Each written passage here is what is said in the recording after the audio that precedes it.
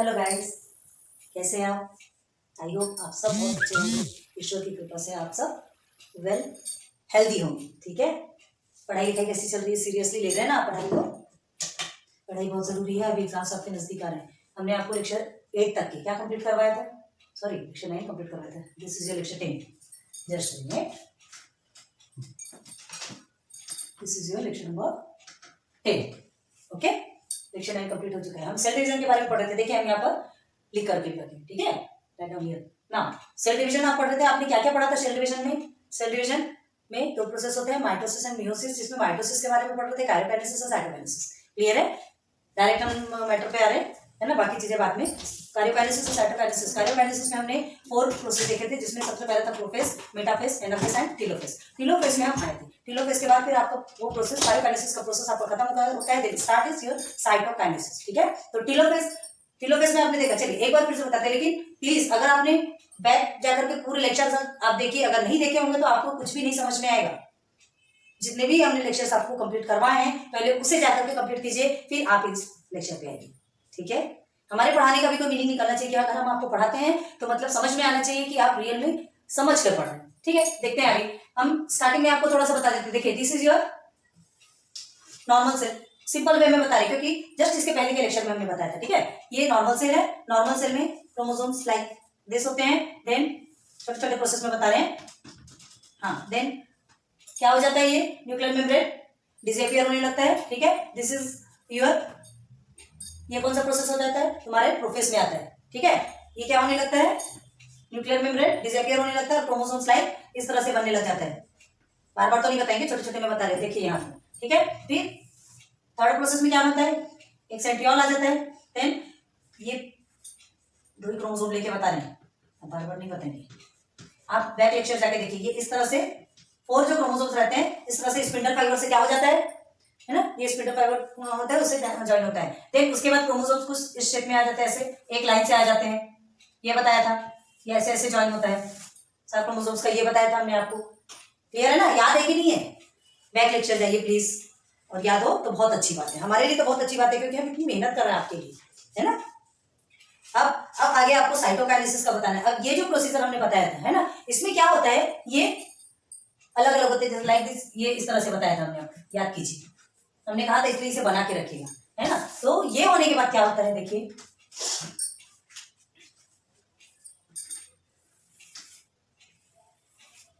नहीं ये तो भाई चलिए, ये बनाने का सवाल ही नहीं है। ठीक है, ये हुआ आपका। अब उसके बाद फिर देखिए जो न्यूक्लियर बनते हैं, हम सिर्फ अभी 2 ही 2 बना रहे हैं, 4 नहीं बनाएंगे। आपको देखते जाइए, आपको समझ में आएगा। ये इस तरह से बनता है, और फिर धीरे से यहीं पर 2 न्यूक्लियस भी धीरे से फॉर्म हो जाते हैं। बाद में क्या होता है? यही क्रोमोसोम पूरे हो जाते हैं। ये क्रोमोसोम पूरे हो जाते हैं और ये 2 न्यूक्लियस अलग से बन जाता है सेल के ही अंदर। सेल के ही अंदर ये प्रोसेस होता है, 2 न्यूक्लियस क्रिएट हो जाते हैं। यहां तक आपको समझाया था। ठीक है, तो अब देखिए जो पूरे क्लियर हो जाते हैं, बन जाते हैं, फिर क्या कहलाता है? वो टेलोफेज में आता है। टेलोफेज में आता है। तो देखिए पहले हम टेलोफेज का बनाते हैं। ठीक है,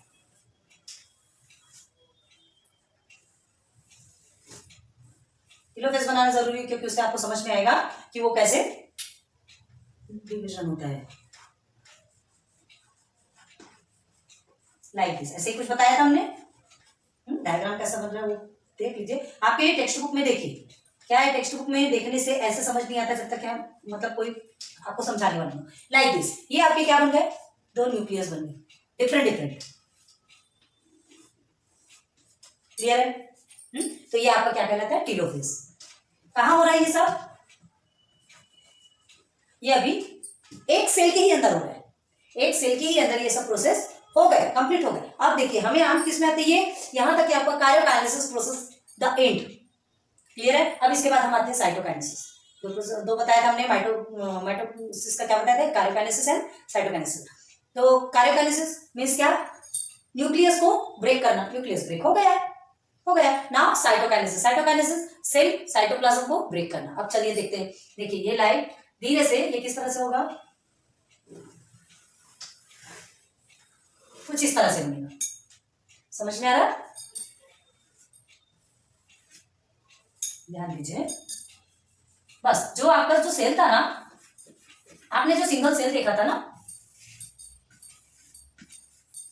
इस तरह से देखा था, इसके बाद प्रोसेस देख लीजिए, डिवाइड हो रहा है, ब्रेक हो रहा है, टूट रहा है, तो ये सेल डिवीजन, ये आपका साइटोकाइनेसिस प्रोसेस स्टार्ट हो गया। साइटोकाइनेसिस, याद रखिए कहां पर कौन सा प्रोसेस स्टार्ट हो रहा है, ये साइटोकाइनेसिस प्रोसेस है। सेल डिवीजन होना स्टार्ट हो गया, फिर धीरे धीरे क्या होगा, ये यहां से ब्रेक होगा। ब्रेक होने के बाद फिर आपका देखिए 1 एंड दिस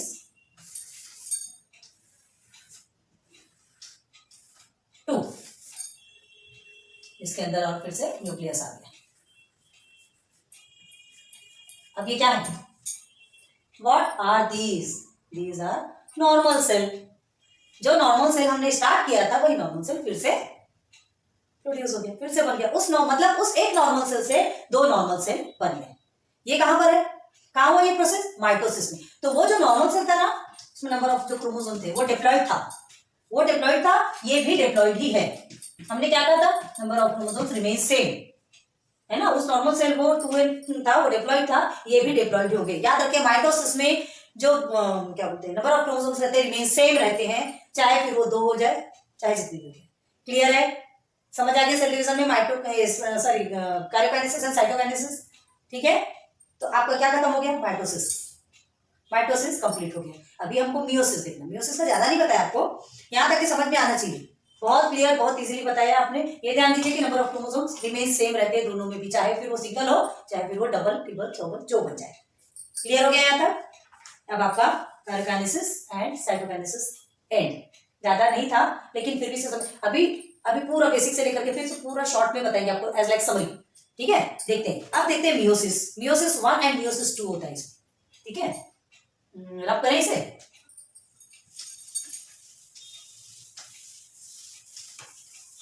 अब ये माइटोसिस आपने देख लिया, अब हम आते हैं मियोसिस पे।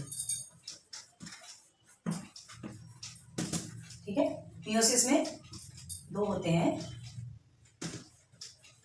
मियोसिस 1, इसका ज्यादा नहीं बताया आपको, जो शॉर्ट बताया बस उतना ही। आपके टेक्स्ट बुक में ज्यादा नहीं है, फिर आप जाकर डिटेल में बाद में पढ़ेंगे। ठीक है, हाँ। तो अब देखिए मियोसिस 1 एंड मियोसिस 2। अब हमने माइटोसिस में आपको क्या बताया था, number of chromosomes remain same, but meiosis में क्या है, डायग्राम आपको बना के बताए थे, याद कीजिए, डायग्राम बना के बताए थे आपको, जो नंबर ऑफ क्रोमोसोम्स होते हैं वो हाफ हो जाते हैं। क्लियर है, याद आया नहीं आया, नंबर ऑफ क्रोमोसोम्स हाफ हो जाते हैं। क्लियर हो गया, याद कीजिए। जो डॉटर सेल जो होता है ना, वो हाफ क्रोमोसोम से बनता है, डॉटर सेल हाफ क्रोमोसोम से बनता है। अब जो मियोसिस किस में होता है, तो किस में होता है बताया था हमने आपको, जर्म सेल। ठीक है, जर्म सेल आपका होता है 2n, मींस ये डिप्लॉयड होता है, 2n मींस डिप्लॉयड। देन आगे जाके क्या होता है, स्पर्म एंड ओवम में हैप्लॉयड हो जाता है। Number 1 sperm, number 2 is ovum. Sperm gents में होता है, ओवम लेडीज में होता है। चलिए, हैप्लॉयड सिंगल एंड। क्लियर है, जर्म सेल डिप्लॉयड होता है और यहां जाकर के क्या हो जाता है, हैप्लॉयड हो जाता है। ध्यान रखिए इस चीज को। ठीक है, स्पर्म एंड ओवम हैप्लॉयड होते हैं, मीन सिंगल एंड। क्लियर हो गया, क्लियर हो गया, यहां तक आपको सब कुछ क्लियर हो गया है। अब बता दिया हमने आपको, डॉटर सेल जो होता है क्या होता है, हाफ क्रोमोसोम से बनता है, हैप्लॉयड हो जाता है। ये चैप्टर का आपका एंड तो हो गया। देखिए आपकी बुक के स्टार्टिंग में कुछ क्वेश्चन देखें, जो कैन यू रिकॉल, क्या दिया है, our the foodstuff and their nutrients content useful for body. मिल गया आपको क्वेश्चन का answer, our the foodstuff and their nutrient content useful for body. कैसे यूजफुल है हमारी बॉडी के लिए, न्यूट्रिएंट्स बनते हैं, कैसे सेल में जाते हैं, हमें एनर्जी मिलती है। क्वेश्चन के आंसर्स मिल गए ना आपको। Now second is, what is the importance of balance diet for body. Body के लिए बैलेंस डाइट क्यों जरूरी है, जो हमने बताया था, protein, carbohydrate and fats, vitamins, fibres जो कुछ भी लेते हैं वो हमारे बैलेंस डाइट में आना चाहिए। बैलेंस डाइट के इन द सेंस एक इस क्वांटिटी में खाना खाना जिसके लिए, जिससे हमें बराबर मात्रा में हमें एनर्जी मिले और हम लाइफ टाइम वर्क कर सकें। हमारी body life time body work करेगी, मतलब हम ही वर्क कर रहे हैं ना। ठीक है, एंड अनबैलेंस भी बताया था आपको, जैसे excess of protein and excess of lipid. Excess of protein रहेगा तो क्या होगा, कहते हैं एक्सेस ऑफ प्रोटीन खा लिया, क्या एक्सेस ऑफ प्रोटीन रहेगा तो through out by the toilet. Now second में क्या होगा कि लीवर क्या कर लेगा, उसका क्या बना लेगा, लीवर कुछ बनाता है, बताइए, हमने कुछ बताया था। चलिए वो आप किसमें बताएंगे, कमेंट में बताइए, हमने आपको बताया था। वो सेंटेंस, वो वर्ड हमको चाहिए। ठीक है, कार्बोहाइड्रेट से क्या क्या क्या मिलता है, अब इतना हिंट दे दिया, अब उसके बाद नहीं देंगे। सबसे फर्स्ट जिसे कि O2 ने ब्रेक किया था, बस अब नहीं बताएंगे ना। ये आप हमको कमेंट में बताएंगे कि लीवर इफ नेसेसरी, तो वो अगर नेसेसरी होता है तो लीवर उस एक्सेस प्रोटीन से क्या बनाता है। क्लियर है, देखते हैं कि कितने कितने लोग सिंसियर है, हमें समझ में आ जाएगा। और देन प्रोटीन किससे बनता है? अमीनो एसिड से, जो कि एक चेन से बॉन्ड के रूप में जुड़ जाता है और फिर वो प्रोटीन बनता है। ये भी हमने आपको बताया था, जब ये ब्रेक होता है तो हमें अमीनो एसिड मिलता है। ये भी सब बता दिया, क्लियर कर दिया, ठीक है। अब हाँ, excess of lipid, excess of lipid का भी बताया था। क्या बताया था एक्सेस ऑफ लिपिड में? एक्सेस ऑफ लिपिड से चर्बी बढ़ती है, ठीक है। चलिए आगे देखिए और क्या क्वेश्चन दिए वाले हैं। Which different function of performed by in the body. क्या डिफरेंट फंक्शन? सब डिफरेंट फंक्शन तो बता चुके, कौन कौन से, मतलब सेल में कौन सा फंक्शन होता है, बाकी चीजों में कौन सा फंक्शन होता है। हाँ, अब वो जो बायोमोलिक्यूल्स हमें जो मिलते हैं, है ना, वो हमारे में एनर्जी कैसे प्रोड्यूस करते हैं उसके बारे में भी बताया था। उसके लिए हमने आपको क्या बताया था? फर्स्ट ग्लाइकोलाइसिस प्रोसेस होता है, ठीक है, ग्लाइकोलाइसिस होता है, और उसके बाद फिर उस TCA cycle and ATC cycle, और उसके बाद फिर एटीपी फॉर्म होता है। एटीपी फॉर्म होने के बाद, एटीपी एनर्जी है ना, एटीपी एनर्जी है। O2 के जरिए ये सारे क्या होते हैं? सारे कॉम्प्लेक्स मॉलिक्यूल ब्रेक होते हैं। O2 is called as like चिंगारी, बताया था हमने आपको, पटाखे का एग्जांपल दिया था, ठीक है। O2 से ब्रेक हो जाते हैं और ब्रेक होता है, हमको एनर्जी मिल जाती है। क्लियर है? तो आज आपका ये चैप्टर एंड हो चुका है ना। स्टार्टिंग से और थोड़ा सा आपको चलिए बता देते हैं, ध्यान दीजिए, बिल्कुल टेक्स्ट बुक ओपन कीजिए, फिर हम आपको दिखाते हैं। हाँ चलिए, इस चैप्टर में स्टार्टिंग में सबसे हमने बताया था आपको, human body different types of organ से बनती है। सबसे पहले क्या होता है? आपका सेल होता है, सेल से टिश्यूज बनते हैं, टिश्यूज से ऑर्गन बनते हैं, ऑर्गन से ऑर्गन सिस्टम बनता है, ऑर्गन सिस्टम से ऑर्गेनिज्म, मींस हम बनते हैं लिविंग ऑर्गेनिज्म। क्लियर हो गया यहाँ तक? अब उसके बाद जो सेंसरी ऑर्गन्स है ना, ये तो आपको मालूम है, eyes, nose, ear, skin and tongue. अब तो बच्चे भी इन चीजों को जानते हैं और इनके फंक्शंस क्या है वो भी जानते हैं, लेकिन हमें इस चैप्टर में किसके बारे में पढ़ना था? इंटरनल ऑर्गन्स के बारे में पढ़ना था। क्लियर है? इंटरनल ऑर्गन्स जैसे नोज है ना, नोज के अंदर आपको क्या मिलेगा? फेरिंग्स मिलता है। फिर उसके बाद हम नीचे आते हैं तो आपको एक वॉइस बॉक्स होता है, लैरिंग्स, एंड नोज के जो पीछे वो नेजल कैविटी होती है। माउथ के अंदर क्या होता है? आपकी ओरल कैविटी होती है। क्लियर है? ध्यान है इन चीजों को। एंड एक विंड पाइप होता है हमारा, विंड पाइप होता है जिसको क्या बोलते हैं? ट्रेकिया रहता है, भोजन जाता है जिसे ओसेफेगस। क्लियर है? और ये जो ट्रेकिया वो लंग्स में जाता है, ट्रेकिया हमारा ओसेफेगस, खाना अंदर पहुंचाता है, ध्यान है। एंड फिर स्टमक में जाता है। उसके बाद फिर आपको दो लंग्स होते हैं, है ना, लेफ्ट एंड राइट में, फिर किडनीज मिलती है आपको। ये सारे आपकी क्या है? ऑर्गन सिस्टम से है, ध्यान रखिए इन चीजों को। किडनी है, फिर हमारा लीवर है, पैनक्रियाज है, और स्मॉल इंटेस्टाइन है, लार्ज इंटेस्टाइन है। देन स्टमक के अंदर आपको क्या क्या क्या मिलता है? स्टमक के अंदर आपको मिलता है गैस्ट्रिक जूसेस, गैस्ट्रिक ग्लैंड्स मिलते हैं, ठीक है। तो ये सारी चीजें हमने आपको पूरी अच्छे से क्लियर करवा दी कि अब ये गैस्ट्रिक जूसेस का क्या काम है, क्या करता है वो, क्या करता है? भोजन को, वो गैस्ट्रिक जूसेस लाइक एसिड रहता है, भोजन को क्या कर देता है? पूरा चर्बी प्रोसेस करके उसे वाटर में चेंज कर देता है, न्यूट्रिएंट्स को वो अलग कर देता है। तो ये न्यूट्रिएंट्स किसके जरिए जाता है? जैसे हमने विलाय कहा था, है ना, विलाय स्मॉल इंटेस्टाइन में होता है, विलाय में हेयर लाइक स्ट्रक्चर होता है, उसमें जाकर के तो न्यूट्रिएंट्स को पूरा एब्जॉर्ब कर लेता है ना। जो विलाय रहता है वो हेयर लाइक स्ट्रक्चर रहता है, वो न्यूट्रिएंट्स को एब्जॉर्ब कर लेता है, वो ब्लड में चला जाता है। ब्लड में जाने के बाद क्या होता है? पूरे सर्कुलेटरी सिस्टम होते हैं ना हमारी बॉडी में, बहुत सारे टाइप्स ऑफ ऑर्गन्स होते हैं, तो वो पूरे ब्लड में उसे पहुंचाते हैं, ब्लड के हर सेल में जैसे पहुंचता है। तो अब एक सेल का जो प्रोसेस था वो हमने आपको बताया था, ठीक है। तो क्या होता है? ये पूरे ब्लड में जैसे जैसे पहुंचता है, फिर उसके बाद फिर जैसे ही सेल के अंदर जाता है तो वो ग्लाइकोलाइसिस प्रोसेस स्टार्ट होता है। ग्लाइकोलाइसिस मतलब कौन कौन से मिले आपको? बायोमोलिक्यूल कौन कौन से मिले थे? कार्बोहाइड्रेट मिले थे, प्रोटीन मिले थे, एंड और क्या मिला था? लिपिड, ठीक है। ये तीन क्या बोलते हैं? मैक्रोमोलिक्यूल्स, ठीक है। न्यूट्रिएंट्स टू टाइप्स के होते हैं, मैक्रो एंड माइक्रो। मैक्रो क्या बताया था? कार्बोहाइड्रेट्स, प्रोटीन्स एंड फैट्स, तीन बताया था आपको। एंड माइक्रो विटामिन्स होता है, एंड फाइबर, मिनरल्स, ये सब, मतलब जो हमें ज्यादा मात्रा में चाहिए होता है, ज्यादा क्वांटिटी में चाहिए होता है, वो मैक्रोमोलिक्यूल्स, मैक्रो न्यूट्रिएंट्स। और माइक्रो न्यूट्रिएंट्स जिसकी ज्यादा जरूरत नहीं होती है, जरूरत उनकी भी होती है लेकिन उनकी कम होती है। देन ये कार्बोहाइड्रेट वगैरह, फिर से हमें क्या मिलता है? ग्लूकोज, फ्रक्टोज, लैक्टोज, हमने बहुत सारे टाइप के बताए थे। फिर प्रोटीन से क्या मिलता है? ये भी बताया था, प्रोटीन अमाइनो एसिड मिलता है ब्रेक होने के बाद। फिर उसके बाद फिर क्या बताया था आपको? लिपिड फैटी एसिड और एल्कोहल से बनता है ना, वो ब्रेक होने के बाद वो हमें मिलता है ना। फैटी एसिड कार्बोक्सिलिक एसिड बताया था, है ना, कार्बोक्सिलिक एसिड वाला कंपाउंड है, ये भी बताया था। प्लीज ध्यान दीजिए, आज हम पूरा क्लियर करवा रहे हैं एंड में, समझ में आ रहा है? फिर देन ये जो न्यूट्रिएंट्स जो भी, हाँ, ये जो न्यूट्रिएंट्स है ये कहाँ जाते हैं? धीरे से सेल के अंदर। तो सेल के अंदर जो साइटोप्लाज्म में ही ये सब प्रोसेस, ग्लाइकोलाइसिस प्रोसेस जो पहला प्रोसेस होता है वो ग्लाइकोलाइसिस होता है। Glyco and lysis, glyco means क्या बताया था? कहा तुमने ग्लूकोज, लाइसिस मतलब ब्रेक करना, है ना, तो ग्लूकोज को ब्रेक करना। तो जैसे जब खाना खाते हैं तो हमारे खाना खाने के साथ साथ में क्या जाता है? सिर्फ खाना ही जाता है? नहीं, O2 अंदर जाता है, ठीक है, ऑक्सीजन अंदर। तो हम खाना भी खाते हैं, खाना भी अंदर जाता है, ऑक्सीजन भी अंदर जाता है। तो ये ऑक्सीजन क्या करता है? सेल के अंदर जाता है, जैसे ग्लूकोज, ये सारे कॉम्प्लेक्स मॉलिक्यूल्स रहते हैं, ग्लूकोज, फ्रक्टोज जो भी रहते हैं, ठीक है, फैटी एसिड, सब पूरे क्या रहते हैं? कॉम्प्लेक्स मॉलिक्यूल रहते हैं। तो ये कॉम्प्लेक्स मॉलिक्यूल को ब्रेक करने का काम कौन करता है? O2 करता है। तो ग्लूकोज को इसने O2 ने क्या कर दिया? ब्रेक कर दिया। ब्रेक कर दिया तो क्या निकला? ब्रेक कर दिया तो क्या निकला?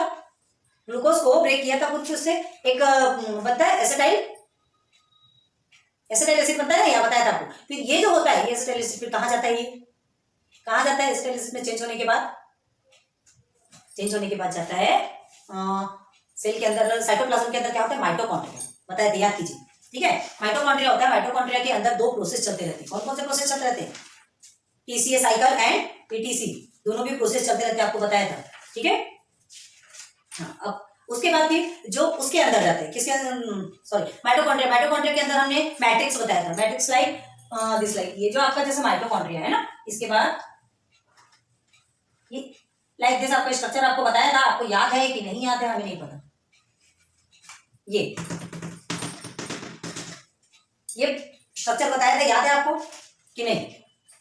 अगर ये याद होगा तो आपको समझ में आएगा। मैट्रिक्स के अंदर मतलब माइटोकॉन्ड्रिया के जो अंदर मैट्रिक्स होता है, वहां जाके ये सारा प्रोसेस क्या होता है। समझ में आ गया? यहाँ तक समझ आ गया?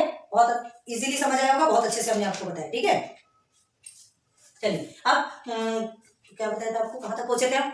ग्लूकोज ब्रेक हुआ है ना। फिर जो एसिटाइल को एंजाइम बनाया, एसिटाइल कहाँ चला गया? माइटोकॉन्ड्रिया के मैट्रिक्स में चला गया। ठीक है, फिर टीसीए साइकिल होता है। तो टीसीए साइकिल में आप उसके साथ में रिएक्शन करता है, जो हमें न्यू फॉर्म करना रहता है। एनर्जी चाहिए, न्यू फॉर्म करना है, एटीपी बनाना है। ATP in the sense energy, ATP बन गया, एनर्जी मिल गई। तो TCA cycle NADH2, FADH2 and CO2, तीन चीजें रिलीज होती है। ठीक है, टीसीए साइकिल से। समझ में आ रहा है? अब उसके बाद सबके फुल फॉर्म में बताए थे, याद कीजिए। फिर टीसीए साइकिल से ये जो NADH2 और FADH2 वो किस में जाता है? ETC में जाता है। ठीक है, और ETC में जाने के बाद NADH2 आपको 3 मॉलिक्यूल्स ऑफ एटीपी देता है एंड क्या है? FADH2 आपको 2 मॉलिक्यूल्स ऑफ एटीपी देता है। क्लियर है? बन गई आपकी एनर्जी। यहां तक के समझ में आ गया आपको? ठीक है, अब उसके बाद फिर हम जाते हैं, पूरा हमने सबके बारे में बताया। अब सेल डिवीजन के बारे में भी हमने आपको अभी बताया, लेक्चर नंबर 9 में बताया, लेक्चर नंबर 10 में। तो सेल, चलिए ठीक है, देखते हैं सेल डिवीजन में कैसा है। माइटोसिस एंड मियोसिस आपके दो प्रोसेस होते हैं। माइटोसिस में क्या बताया था हमने? माइटोसिस में स्टेम सेल एंड किसमें होता है वो? क्या था? Somatic cell. स्टेम सेल और सोमेटिक सेल में आपका ये माइटोसिस प्रोसेस होता है। और उसमें क्या कहा था? Number of chromosomes remain same रहेंगे। मतलब वो डिप्लॉयड है तो जो न्यू फॉर्म होगा या प्रोड्यूस होगा, जो भी हो, वो भी डिप्लॉयड ही रहेगा। है ना? समझ में आ गया? ये किसमें है? ये माइटोसिस में। और जो सोमेटिक सेल्स है वो बॉडी स्ट्रक्चर बनाते हैं। क्लियर हो गया? चलिए, नाउ आपका आता है मियोसिस। मियोसिस में नंबर ऑफ क्रोमोसोम्स डिप्लॉयड है तो हैप्लॉयड हो जाएंगे। ठीक है, ये किसमें होता है? जर्म सेल में होता है, जिसमें स्पर्म और ओवम। जर्म सेल में समझ रहे हैं ना, किसमें होता है? Sperm and ovum. ये डिप्लॉयड नहीं होते, मतलब वो मियोसिस डिप्लॉयड होता है, लेकिन उसके बाद फिर क्या हो जाता है? नंबर ऑफ क्रोमोसोम्स हाफ हो जाते हैं। समझ में आ रहा है? नंबर ऑफ क्रोमोसोम्स मियोसिस में हाफ हो जाते हैं। जर्म सेल डिप्लॉयड होता है, लेकिन स्पर्म और ओवम ये दोनों में आने के बाद हाफ हो जाते हैं। डॉटर सेल हैप्लॉयड से बनता है, याद रखिए। यहाँ तक हो गया। अब हमने फिर माइटोसिस के बारे में देखा था, जिसमें कार्योकाइनेसिस एंड साइटोकाइनेसिस के बारे में देखा था। क्लियर है? तो कार्योकाइनेसिस मतलब न्यूक्लियस को ब्रेक करना, साइटोकाइनेसिस मतलब सेल को ब्रेक करना। तो कार्योकाइनेसिस में हमने आपको 4 प्रोसेस बताए थे। वो चारों 4 कार्योकाइनेसिस सब बता दिया ना, मीनिंग भी समझ में आ रहा है? न्यूक्लियस ब्रेक करना है, सेल को ब्रेक करना, साइटोप्लाज्म ब्रेक करना एंड 4 प्रोसेस बताए थे आपको, prophase, metaphase, anaphase and telophase. Telophase में जाने के बाद फिर वो साइटोकाइनेसिस का प्रोसेस स्टार्ट होता है। टेलोफेज तक आप कहाँ रहते हैं? कार्योकाइनेसिस। नेक्स्ट साइटोकाइनेसिस स्टार्ट होता है, मतलब सेल डिवीजन स्टार्ट होता है। ठीक है, तो सेल डिवीजन अभी हमने आपको बताया था जस्ट इसके पहले, आप ध्यान दीजिएगा, नोट डाउन किए वो हो गया। फिर उसके बाद फिर आपका सेल टोटल 2 सेल बन जाते हैं। जैसे आप नॉर्मल सेल से स्टार्ट किए ना, एंड में आके फिर से 2 नॉर्मल सेल बन जाते हैं। क्लियर हो गया? ये माइटोसिस में। तो ये माइटोसिस में ये जो 2 सेल बनी ये भी डिप्लॉयड ही होंगी। ये माइटोसिस का है, ध्यान रखिए। माइटोसिस ये भी डिप्लॉयड ही होंगी, हैप्लॉयड नहीं होती। ठीक है, ये हो गया, समझ में आ गया आपको। अब हम चलते हैं कहाँ? मियोसिस 1 एंड मियोसिस 2 बताया था आपको। ठीक है, तो मियोसिस में क्या बताया था आपको? जो डिप्लॉयड रहता है वो क्या हो जाता है? हैप्लॉयड हो जाता है। जर्म सेल रहता है, स्पर्म एंड ओवम, OVUM। ठीक है, उसमें आकर के क्या हो जाता है? हैप्लॉयड हो जाता है। चलिए, यहाँ आपका पूरा chapter complete. The life process in living organisms part 1 complete. अब यहाँ जो भी आपको प्रॉब्लम्स होती है ना, प्रोटीन्स के बारे में भी बताया था। हमारी बॉडी में जो जितनी भी थिंग्स है, जैसे बोन्स है, सेल्स है, पेनक्रियाज है, लीवर है ना, और क्या बताया था आपको? ब्लड, मसल, स्किन, सब में कहाँ कौन कौन से प्रोटीन्स होते हैं वो भी हमने नोट डाउन भी करवाया था, याद कीजिए। और उसके बारे में पूरा डेटा आपको दे दिए थे। ठीक है, सब कुछ बता दिया। अब क्या बचा है देखते हैं। नहीं बचा कुछ भी, नथिंग इज हियर। एक एक टॉपिक आपका क्लियर करवा दिया हमने। तो कांग्रेट्स। वाटर के बारे में भी बता दिया कि वाटर भी हमारी बॉडी के लिए बहुत ज्यादा एसेंशियल होता है, क्योंकि बिना वाटर के तो इंसान जी ही नहीं सकता। उस समय तक जिएगा ना, कितना जीने वाला है। हो गया पूरा चैप्टर कंप्लीट। ठीक है, so thanks for watching my videos. Lecture 10 तक है अपन chapter 2 live process in living organism part 1 complete. मिलते हैं फिर next lecture part 2 live process in living organism ही रहेगा, लेकिन वो पार्ट 2 है। ठीक है, पार्ट 1 आपका कंप्लीट हो गया। अब आप हमें भी कांग्रेट्स दे सकते हैं कि हम आपके लिए इतनी मेहनत किए, तो या हम आपको कांग्रेट्स दें, वो बात की बात है। ठीक है, चलिए समझ में आ गया। बेस्ट ऑफ लक, बहुत अच्छे से पढ़िए, बहुत अच्छे से हमने आपको समझाया। एंडिंग में आपको स्टार्टिंग से लेकर एंडिंग तक पूरी समरी कंप्लीट करवा दी है। ठीक है, चलिए मिलते हैं फिर नेक्स्ट लेक्चर में। बहुत अच्छे से पढ़ाई कीजिए। Good luck, best of luck and best of luck for your future also. Bye.